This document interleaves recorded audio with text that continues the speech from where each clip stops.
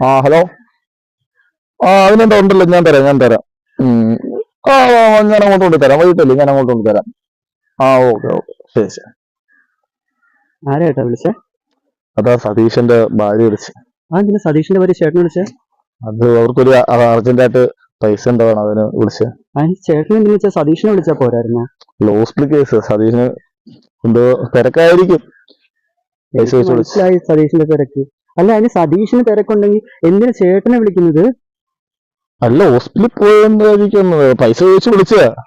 എനിക്ക് ചിലതൊക്കെ മനസ്സിലാവുന്നുണ്ട്. ഞാൻ കുറച്ചു ദിവസമായിട്ട് പലരും ശ്രദ്ധിക്കുന്നുണ്ട്. എന്ത്?